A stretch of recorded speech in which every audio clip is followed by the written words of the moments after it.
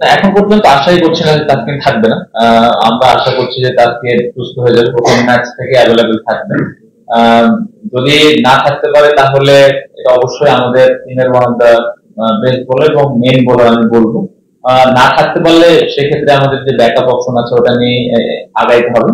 But অবশ্যই আমি যেটা আশা করি বা বুঝতে পেরেছি, আমার মনে হয় সে প্রথম ম্যাচ থেকে খেলতে পারবে ইনশাআল্লাহ। এটা ব্যাকআপ নিয়ে এই মুহূর্তে আসলে চিন্তা না করে আমার মনে হয় যে সবাই যেন প্রস্তুত থাকে এবং ওই অনুযায়ী প্ল্যানটা করা হয়েছে। আপনি যদি দেখেন যে হাসান মাহমুদ টিমের সাথে হয়তো যাবে, তো ও যেন আস্তে আস্তে রেডি থাকে, অবশ্যই একটা তো থাকা ভালো। ওয়ালটন ফ্রিজ কিনে অনেকের মতো আপনিও হয়ে যেতে পারেন মিলেনিয়াল, সেরা পণ্যের সেরা অফার। না, প্রথমত যেটা আপনি বললেন যে আমরা লেগ স্পিনার অনেকদিন থেকে খুঁজছিলাম, তো আলহামদুলিল্লাহ আমাদের খুব ভালো একটা লেগ স্পিনার এখন আমাদের টিমে আছে, যে রিসেন্টলি অলমোস্ট সবগুলো ম্যাচে পারফর্ম করছে, ব্যাটিং পাশাপাশি বোলিং পাশাপাশি ব্যাটিং।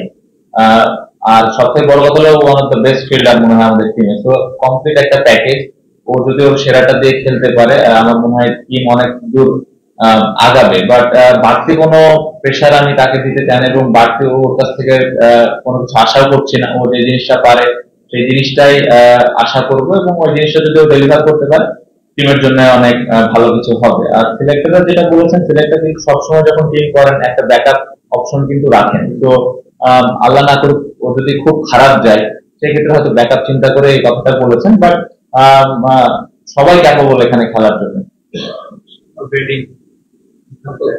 রিশাদের ব্যাটিং, হ্যাঁ অবশ্যই আমরা সবাই দেখেছি যে ও কতটুকু অ্যাবিলিটি আছে। তো ওর ওই ন্যাচারাল গেমটা যদি ওখানে যে খেলতে পারে তাহলে অবশ্যই টিম, তো ও যে জায়গায় ব্যাটিং করবে টিম হয়তো এক্সট্রা একটু বেনিফিট হবে।